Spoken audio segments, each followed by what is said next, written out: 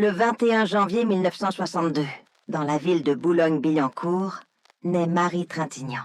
Elle est l'enfant d'un couple déjà auréolé de gloire. Jean-Louis Trintignant, comédien d'une élégance rare et acteur de chefs-d'œuvre du cinéma français, et Nadine Marquand, réalisatrice et scénariste reconnue.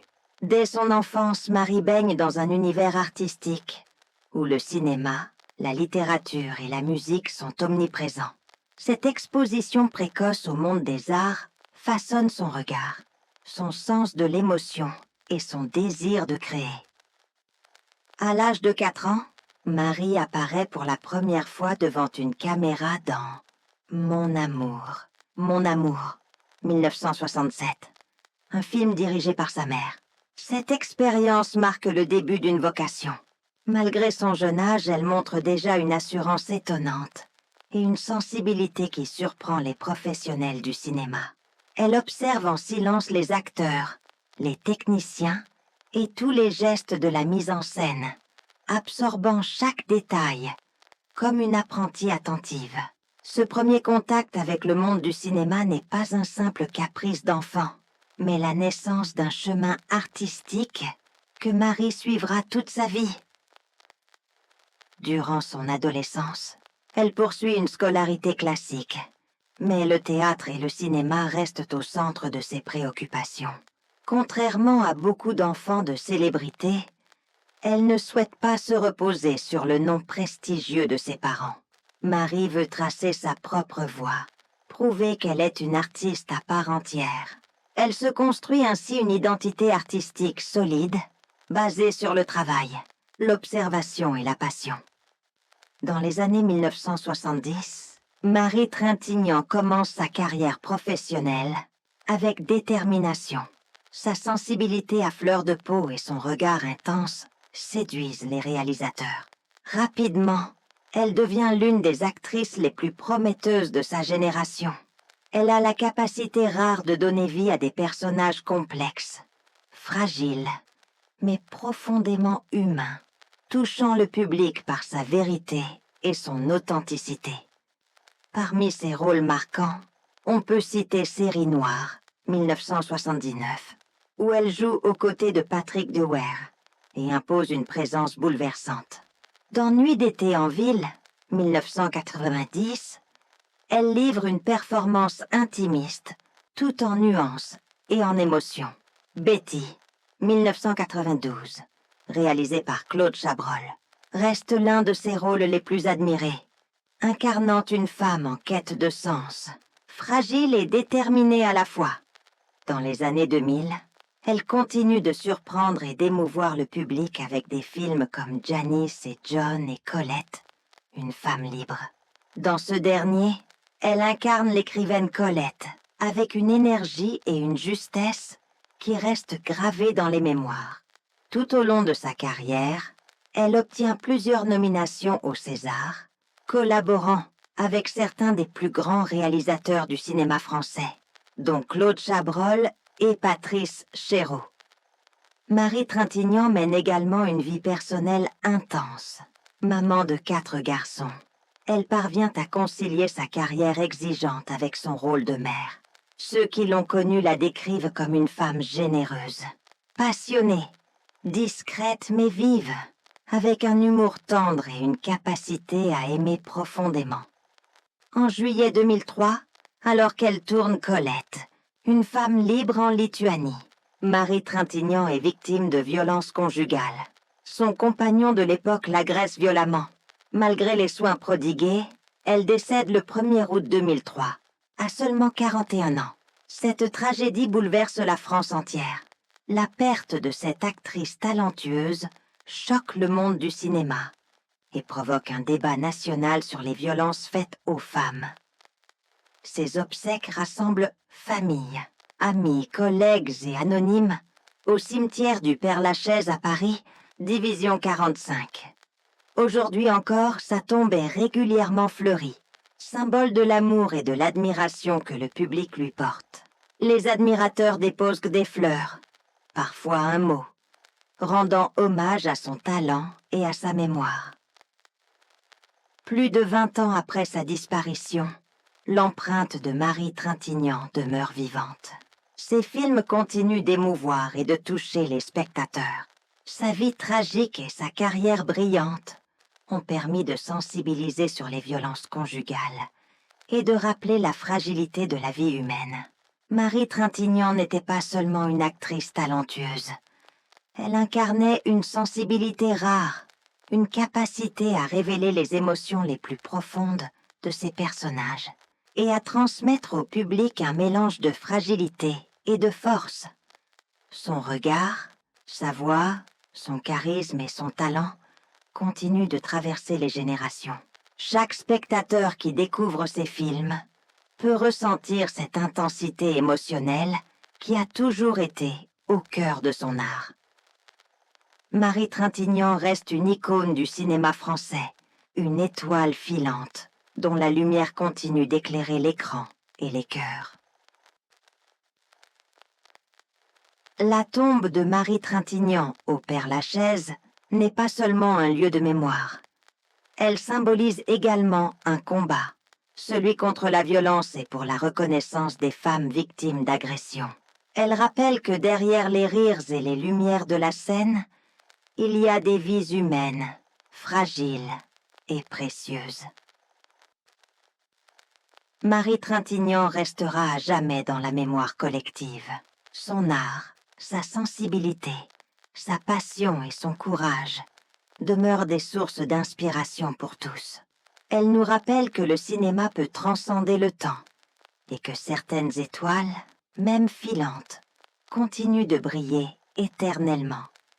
Alors que nous avons retracé le parcours de Marie Trintignant, il est temps de plonger encore plus profondément dans la vie de cette actrice exceptionnelle.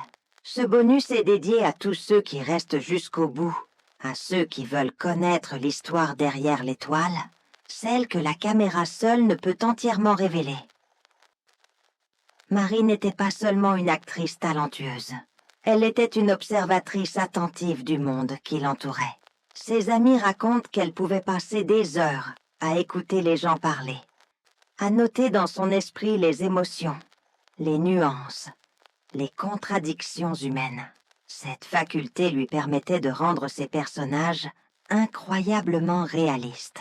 Dans Betty, par exemple, chaque geste, chaque regard, chaque silence révèle un travail minutieux d'observation de la nature humaine.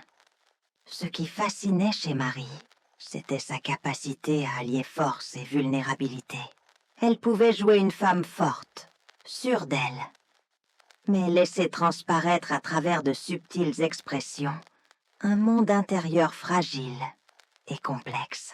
Cette dualité, cette tension entre force et fragilité était sa signature. Les réalisateurs qui ont travaillé avec elle soulignent toujours sa sensibilité aiguë, mais aussi sa rigueur professionnelle. Marie arrivait sur un tournage préparé, connaissant son rôle, mais elle restait ouverte à l'improvisation et aux idées nouvelles. Son enfance dans une famille artistique a profondément marqué son approche du cinéma. Son père, Jean-Louis Trintignant, n'était pas seulement un acteur. Il était un maître du silence, de la nuance, de l'intensité contenue.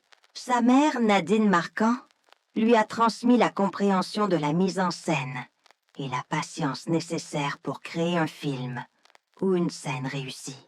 Marie a donc grandi avec cette double influence, le mélange de l'exigence et de la sensibilité, ce qui a fait d'elle une interprète unique.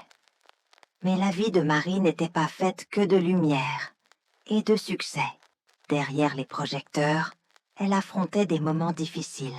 Ses relations, ses amitiés et même certaines collaborations professionnelles ont parfois été complexes.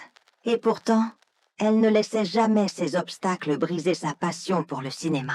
Elle disait souvent que jouer lui permettait de s'évader, de comprendre le monde, de se transformer et de grandir. Marie Trintignant était aussi une mère dévouée. Ses 4 fils étaient au centre de sa vie.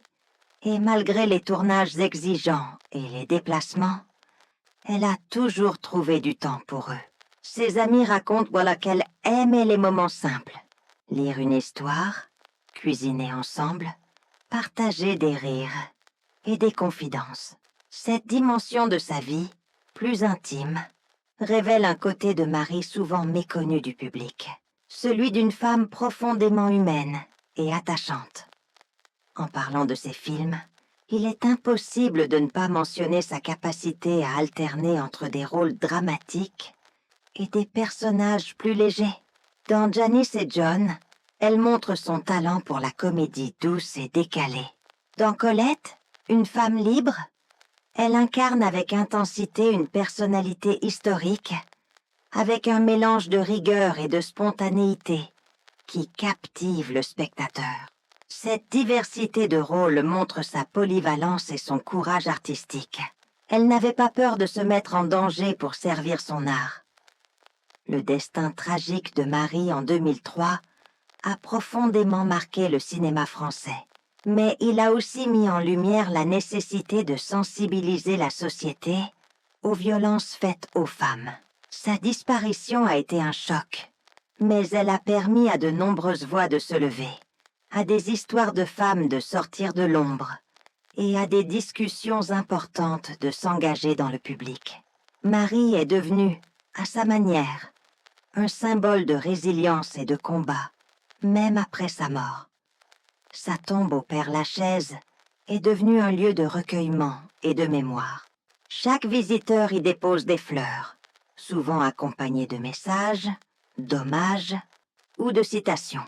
On y retrouve non seulement des fans, mais aussi des artistes, des journalistes et des cinéphiles qui souhaitent honorer sa mémoire. Chaque geste, chaque visite prolonge la vie de Marie, non seulement dans l'art, mais dans le cœur des spectateurs. Pour ceux qui ont suivi sa carrière, Marie Trintignant représente l'essence même du cinéma français des années 1980 à 2000. Une combinaison de sensibilité, de courage, de passion et de rigueur. Ces films continuent d'être étudiés, analysés et admirés. Chaque rôle qu'elle a incarné, chaque scène qu'elle a traversée, laisse une trace de son talent exceptionnel. Marie avait une philosophie discrète mais profonde sur la vie et l'art. Elle disait que chaque rôle était une chance de découvrir une part de soi, de se confronter à l'inconnu et de partager cette expérience avec le public. Pour elle, le cinéma n'était pas seulement un métier, c'était une mission, transmettre, émouvoir et faire réfléchir. Ce bonus, dédié aux fans qui écoutent jusqu'au bout, veut rappeler que derrière chaque film, chaque sourire et chaque émotion, il y a une vie riche et complexe. Marie Trintignant n'était pas seulement une actrice à l'écran. Elle était une force de la nature, une source d'inspiration, une étoile qui continue d'éclairer ceux qui prennent le temps de la connaître à travers ses films et ses interviews.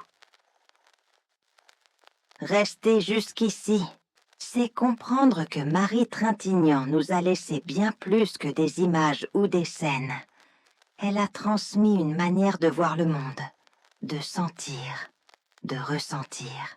Ces films deviennent des témoins de sa sensibilité, de sa capacité à se connecter à l'humain, à toucher profondément ceux qui la regardent.